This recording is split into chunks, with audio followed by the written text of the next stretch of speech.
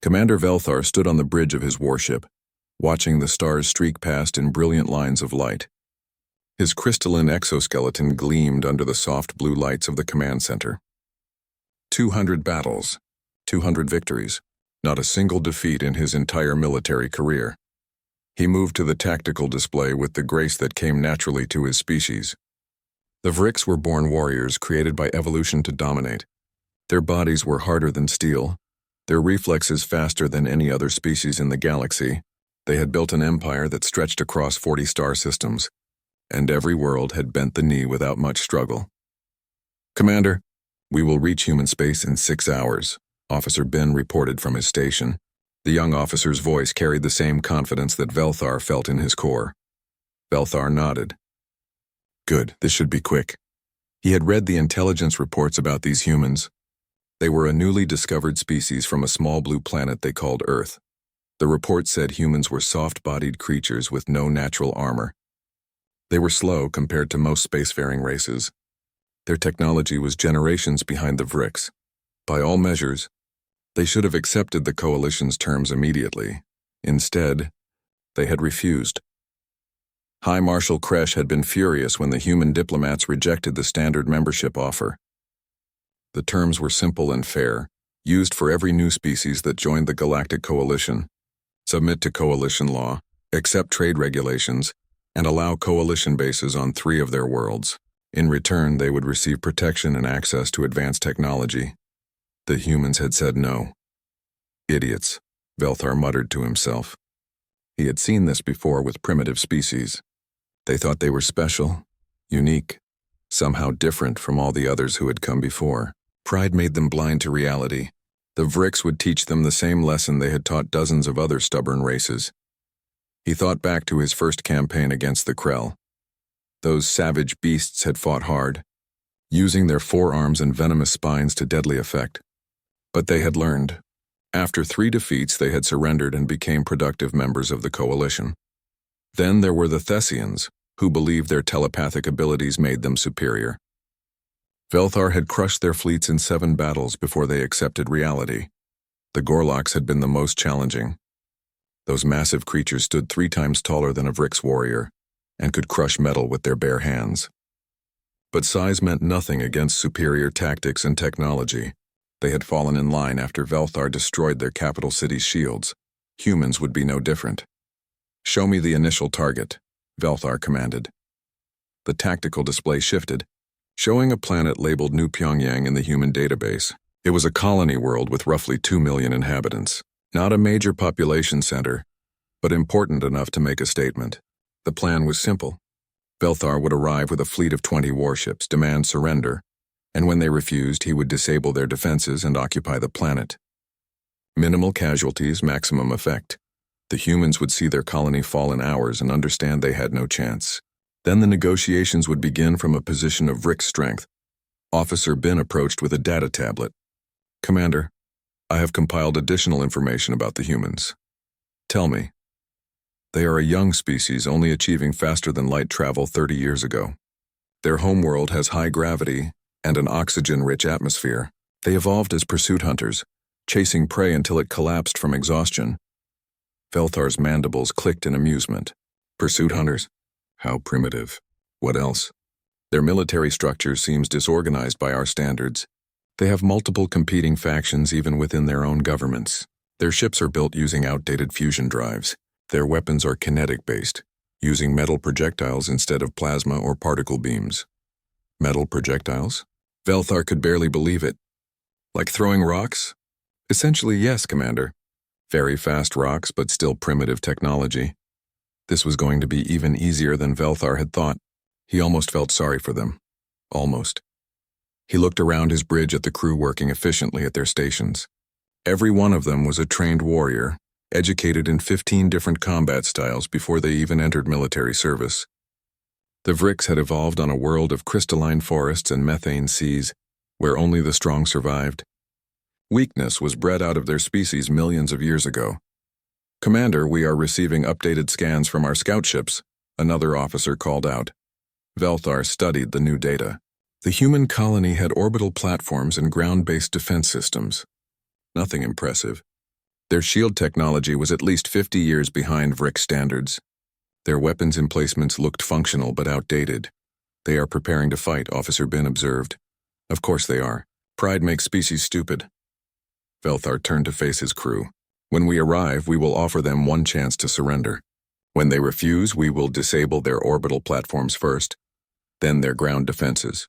I want minimal damage to infrastructure. These humans will need those facilities when they become productive coalition members. The crew acknowledged his orders with precise efficiency. They had done this before. They knew their roles. Velthar returned to his command chair and allowed himself a moment of reflection. 201 battles after this one. The number had a pleasant symmetry to it. After the humans surrendered, he would request a brief leave to visit the Crystal Gardens on his homeworld. He had earned it. The ship's computer chimed softly, approaching human space. Arrival in human colony system in 30 minutes. Velthar felt the familiar sensation before battle. Not fear, never fear. The Vricks did not know fear. It was anticipation, the excitement of another victory to add to his record. His crystalline heart beat steadily in his chest, his breathing calm and controlled. All ships, battle formation, he commanded. Weapons powered but not armed. Shields at maximum. We go in strong but not aggressive. Give them a chance to see sense. The fleet moved into position with practiced precision. 20 warships, each one capable of glassing a planet if necessary. Surely the humans would see the overwhelming force and make the rational choice. The stars shifted as they dropped out of faster-than-light travel. The planet appeared on the view screen, a green and blue marble hanging in space. Beautiful, really. It would be a shame to damage it. Open a communication channel to the planet, Velthar ordered. Channel open, Commander. Velthar spoke in the standard coalition language, which the humans had learned during initial contact. This is Commander Velthar of the Vricks Empire. Acting under coalition authority, you have refused the terms of membership. This is your final chance to reconsider. Power down your weapons and prepare to receive occupation forces. Resist, and we will take your world by force. He waited for the response. They always came. Usually begging, sometimes defiant, but they always came. The communication channel crackled. Then a human voice spoke, calm and clear. This is Captain Hana of the new Pyongyang Defense Fleet. Your offer is rejected. Leave our space immediately or face the consequences. Velthar's mandibles clicked in amusement. Consequences? You face 20 Vricks warships with your primitive technology, and you speak of consequences? Yes, Captain Hana replied. We do. The channel closed. Velthar stood from his chair. Arm all weapons. Begin the attack. He had given them their chance. Now they would learn what every other species had learned. The Vricks were unstoppable. The battle for New Pyongyang began. The first salvo from the Vricks fleet lit up the darkness of space like a small sun. Plasma bolts streaked toward the orbital platforms surrounding New Pyongyang. Velthar watched with satisfaction as the weapons found their targets, but the platforms did not explode. Commander, their shields are holding, Officer Bin reported, confusion evident in his voice. How? Their technology is primitive. Unknown, Commander. They appear to have reinforced their shields with multiple redundant generators. Velthar frowned. Redundancy was wasteful, inefficient, but he had to admit it was working. Focus fire on the northern platform. Concentrate all firepower. The fleet obeyed. 20 warships turned their weapons on a single target. The platform's shields flickered, weakened, then finally collapsed. The structure beneath began to burn. Then the humans returned fire, metal projectiles just as the intelligence reports had said. Solid slugs of dense metal accelerated to incredible speeds. They should have been easy to avoid or absorb with shields. But there were so many of them. Thousands of projectiles filled the space between the planet and the fleet. Evasive maneuvers, Velthar ordered. The ships moved, but 3 of the smaller vessels were too slow. The projectiles punched through their shields through sheer volume. Velthar watched in disbelief as holes appeared in the hulls of his ships. How are those primitive weapons penetrating our shields? He demanded. They are using kinetic energy, Commander. Our shields are designed to deflect energy weapons. These solid projectiles carry too much mass and momentum. Velthar felt something strange in his core. Not fear, he told himself, just surprise. Adapt shield frequencies. Compensate for kinetic impacts. The battle continued. Slowly, methodically, the Vrix fleet destroyed the orbital platforms. But each one cost time and resources. Each one fought until the last possible moment. There were no retreats, no surrenders. The platforms fired until they were nothing but floating debris. "Commander, we have secured orbital superiority," Officer Bin finally reported. "But we have lost 2 ships and 6 more are damaged." 2 ships, in the opening engagement. Velthar had never lost 2 ships in an entire campaign before. "Prepare ground forces. We take the planet now." The dropships launched from the fleet, carrying 5,000 Vrix warriors toward the surface. Velthar joined them, as was his custom. A commander who did not fight alongside his troops was not worthy of command. The dropship shook as it entered the atmosphere. Through the viewports, Velthar could see the landing zone ahead. A city of simple buildings, carefully planned streets, nothing impressive. The humans had evacuated the civilians, turning the entire city into a battlefield. The ship landed hard. The doors opened. Velthar led his warriors out into human gravity. It was strong, stronger than he had expected. Each step required more effort. The oxygen-rich air burned in his breathing passages. This world was hostile to Vrix biology. "Advance to the command center," Velthar ordered. "Standard formation." They moved through the empty streets. Too empty. Where were the defenders? The answer came from the buildings. Gunfire erupted from windows, rooftops, doorways. The humans had not met them in open battle. They were hiding, using the city itself as a weapon. Projectiles ricocheted off Vrix armor, but some found weak points. Warriors fell. "Return fire. Clear those buildings," Velthar commanded. His troops began systematically destroying each structure that held enemies. But as soon as they cleared one building, fire came from another. The humans were mobile, constantly moving, never staying in one position long enough to be targeted effectively. Then Velthar saw them up close for the first time. A group of human soldiers emerged from a building to his left. They wore simple armor made of composite materials. Their faces were exposed, showing their strange flat features and small eyes. They looked so fragile. Lieutenant Tay led the human squad. He shouted something in human language and his soldiers opened fire. Velthar's shields absorbed most of the impacts, but the sheer volume of fire forced him to take cover. "They are relentless," Officer Bin said beside him. Velthar's warriors returned fire, and 2 human soldiers fell. But instead of retreating, the remaining humans charged forward. They ran directly at the Vrix position, firing as they moved. It made no sense. They were outnumbered. They were outgunned. They should have retreated. One human soldier, a young male named Wu, took a plasma bolt to the shoulder. The wound burned through his armor. He should have been incapacitated. Instead, he screamed something and kept running. His weapon had been destroyed in his hands, but he drew a knife from his belt and threw himself at the nearest Vrix warrior. Velthar watched in shock as the human stabbed the knife into the weak point at the warrior's neck joint. The Vrix fell. The human, Wu, collapsed beside him, bleeding heavily, but he was smiling.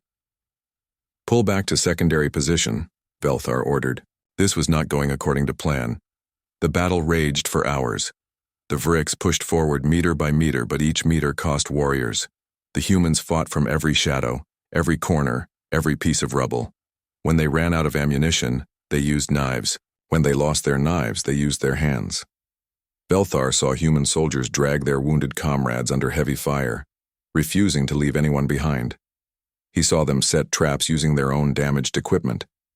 He saw them coordinate attacks, using simple hand signals when their communications were jammed. And he saw them fight while wounded in ways that should have been impossible. A human with a broken leg continued to fire her weapon. A human with burns covering half his body threw grenades until he collapsed. They did not stop. They did not surrender. In space above, Captain Hana's remaining ships made another attack run on the Vrix fleet.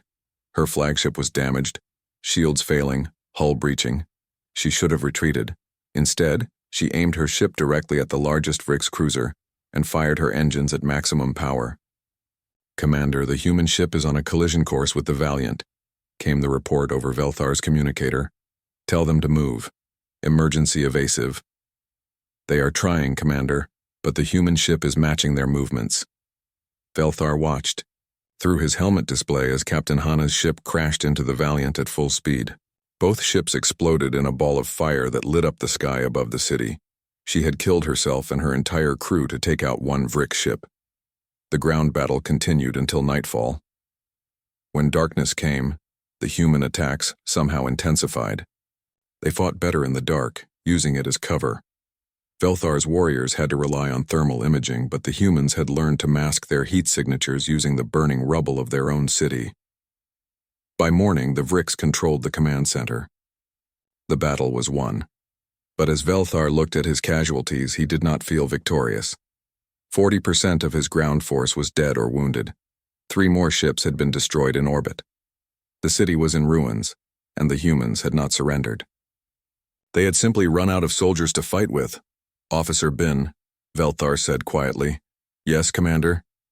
How many human soldiers defended this city? Bin checked his data. Approximately 3,000, Commander.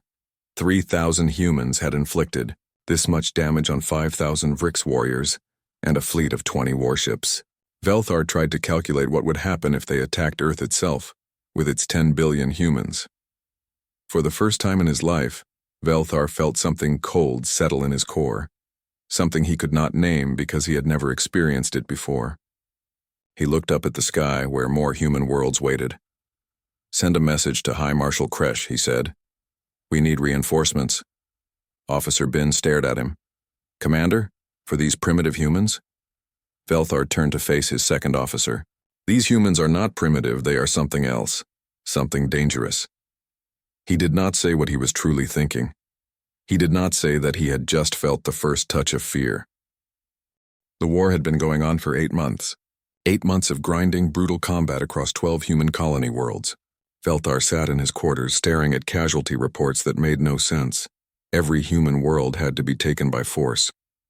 Every single one, there were no quick victories. No easy surrenders. The humans fought for every city, every building, every room. And even after a world fell, the fighting did not stop.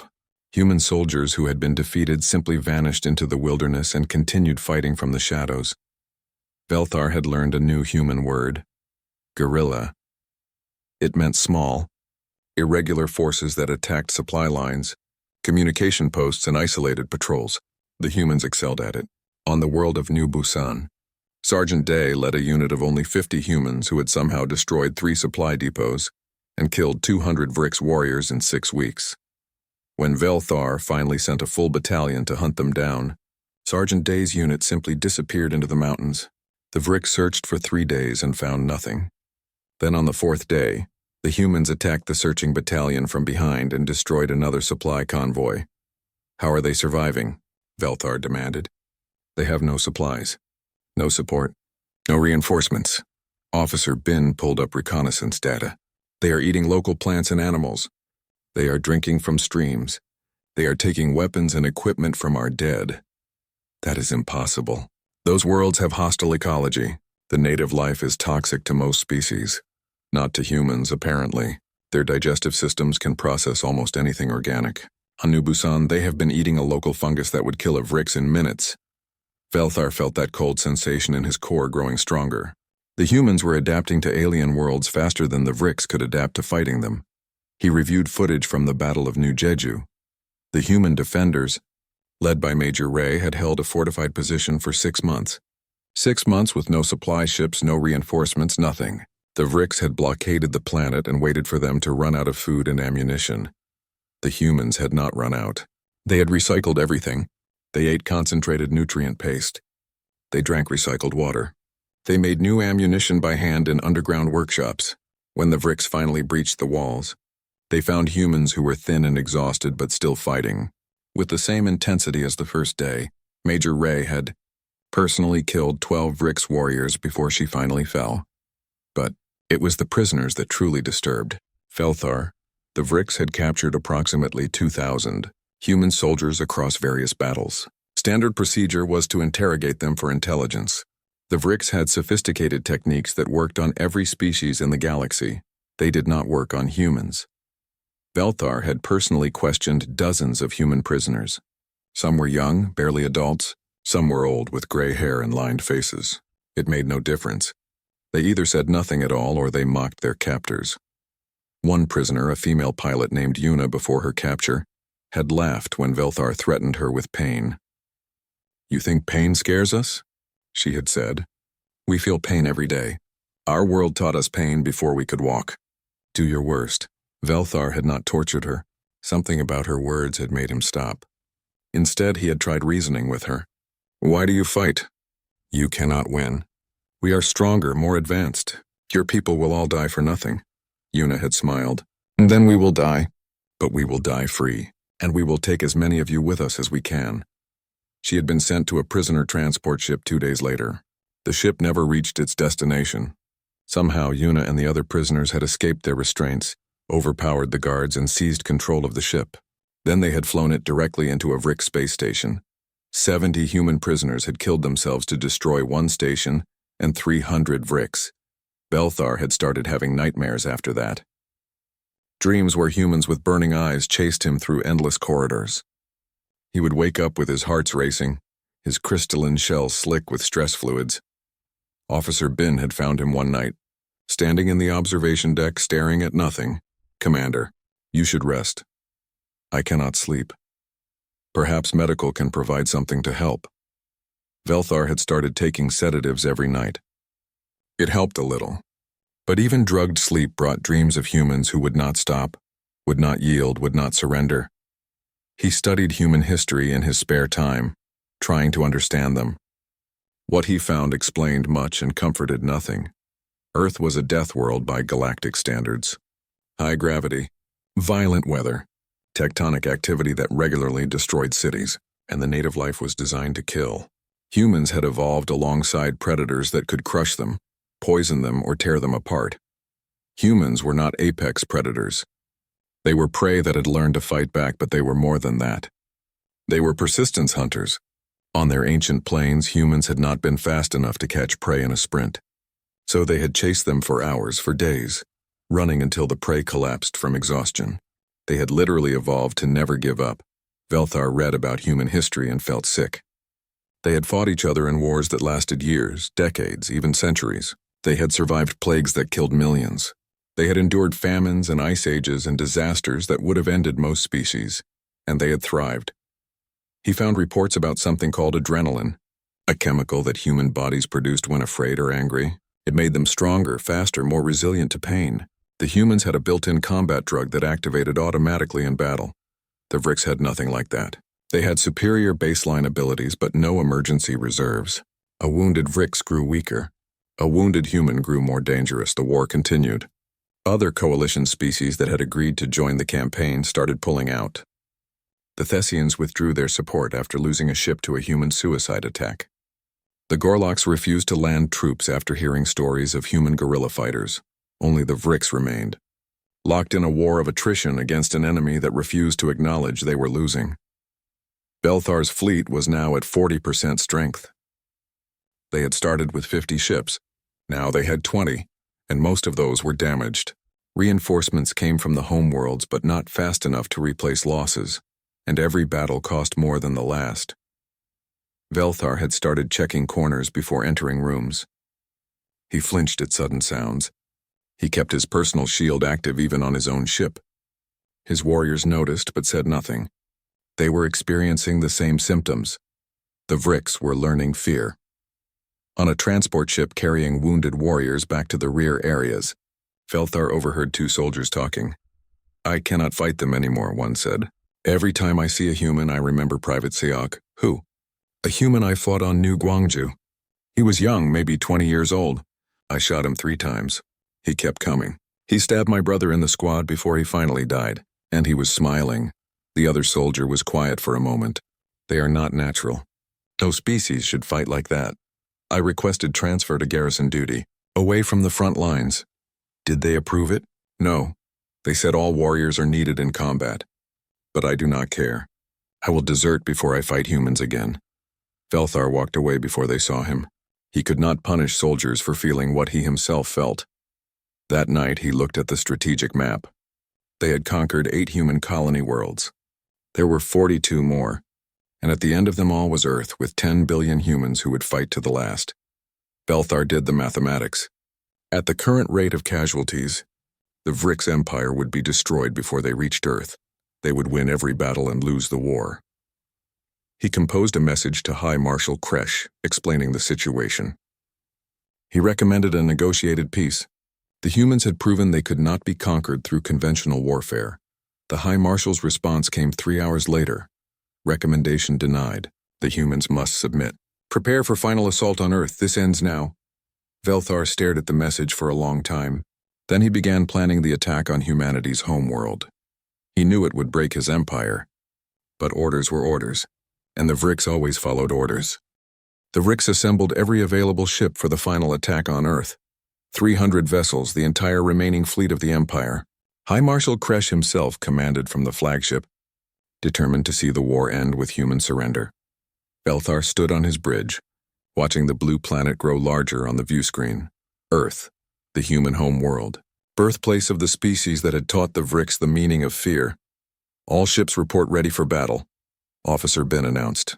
His voice carried none of the confidence it had held a year ago. Very well. Proceed as planned.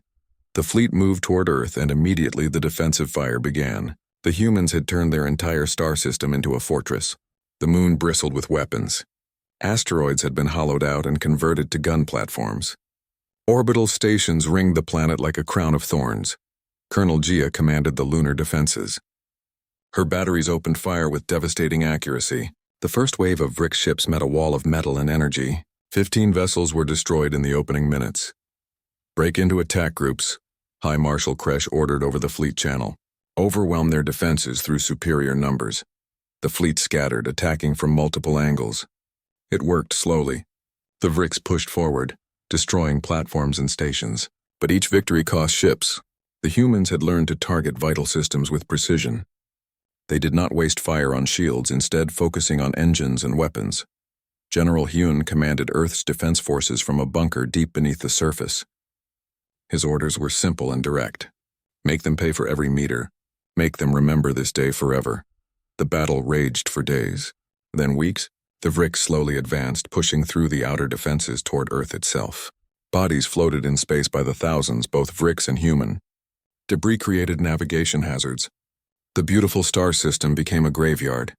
Belthar watched his fleet shrink. 300 ships became 200. Then 150. Then 100. Commander, we are receiving casualty reports from the ground forces on the moon, Officer Bin said quietly. Velthar had sent 20,000 warriors to assault the lunar bases. He looked at the numbers and felt nothing. He was too tired to feel anything anymore. How many are left? 7,000, Commander. The humans are fighting in the tunnels. Every corridor is a battle. Of course they were. Velthar had not expected anything different. He received orders to lead a boarding action on a human command station that was coordinating the defense of the orbital ring. It was a suicide mission disguised as tactics. The station was heavily defended and positioned in a kill zone, but Velthar obeyed. He always obeyed. The boarding craft launched under heavy fire. 2 of the 5 ships were destroyed before they reached the station. Velthar's ship made it through by luck more than skill. The hull crunched against the station's outer wall, and shaped charges blew a hole into the interior. Belthar led his warriors inside. The fighting was immediate and brutal. The humans had been waiting for them. They had prepared the station's interior as a trap, with overlapping fields of fire and choke points at every intersection. Velthar's squad of 50 warriors pushed forward. 40 made it to the first junction. 30 made it to the second. 20 reached the command center. The doors were sealed. Velthar's engineers began cutting through with plasma torches, while the remaining warriors defended their position. Human soldiers attacked from both sides, trying to flank them. 1 warrior fell, then another. Then 3 more. The door finally opened. Velthar and the 12 surviving warriors rushed inside. The command center was filled with humans at their stations, still working even as armed Vrix burst into the room. One human, a young male barely out of adolescence, turned from his console and charged at Velthar. It was Private Syuk, just 20 years old. He held nothing but a metal tool from his workstation. He should have run. He should have surrendered. Instead, he screamed and attacked. Velthar fired his weapon almost by reflex. The plasma bolt caught Seok in the chest. The human fell, smoke rising from the wound. He should have died immediately. But Seok rolled to his console and pressed several buttons with his last strength. "Coordinates transmitted," he whispered. Then his eyes closed. Velthar stood over the body, trying to understand. The boy had been a technician, not a soldier. He had probably never fired a weapon in combat, but he had sacrificed his life to transmit information to other human forces. "Commander, we need to evacuate," Officer Bin said urgently. "The humans are counterattacking. We cannot hold this position." Velthar looked around the command center. His warriors had secured it, but at what cost? 48 dead to take one room? And the humans were already mounting a counteroffensive. They had to fight their way back to the boarding craft. Only 8 warriors made it back alive. 8 out of 50. As the craft pulled away from the station, Velthar watched it explode. The humans had self-destructed it rather than let it remain in Vrick's hands. Back on his ship, Velthar removed his armor and sat in his quarters. His hand shook. He had seen Private Seok's face, so young. And so determined. Every human was like that, from the youngest to the oldest. They all fought with the same intensity. There was no surrender in them, no give up, no quit. For the first time, Velthar truly understood. The humans could not be conquered. Not really. The Vricks could kill every human soldier. They could destroy every human ship. They could bomb every human city to rubble. But they could never make humans submit. Death was preferable to submission for these strange, fragile creatures. The Vricks could win every battle and still lose the war. Because winning would mean exterminating the entire human species. And even if they did that, the cost would destroy the Vricks empire. Velthar looked at the fleet status. 100 ships had become 60. 60 out of the original 300, and they had not even landed on Earth yet. The planet itself still waited with its 10 billion humans ready to fight. He thought about Private Seok, about Major Ray, about Yuna, about all the humans he had watched die rather than surrender. And he thought about his own warriors dying by the thousands for a war that could not be won. Officer Bin entered the quarters without knocking. "Commander, I must speak with you." "Say it, this is madness. We cannot win this war. Not in any way that matters. If we continue, the Vricks Empire will be destroyed." Velthar looked at his second officer. "You speak of disobeying the High Marshal. I speak of survival. Someone must end this before there is nothing left to save." Velthar stood and walked to the window, looking out at Earth, the beautiful blue planet that had birthed a species of warriors unlike any in the galaxy, not because they were strong or fast or technologically advanced, but because they refused to be broken. "Open a secure channel," Velthar said quietly. "I need to speak with General Hyun. Commander, we are going to end this war, one way or another." For the first time in his military career, Velthar was going to disobey a direct order, and he felt no shame about it, only relief. The secure channel crackled to life. General Hyun's face appeared on the view screen, weathered and exhausted. Behind him, Velthar could see the command bunker with staff officers working at terminals and damage reports scrolling across displays. "Commander Velthar," General Hyun said carefully, "this is unexpected. I am calling to request a ceasefire," Velthar said. The words felt strange in his mouth.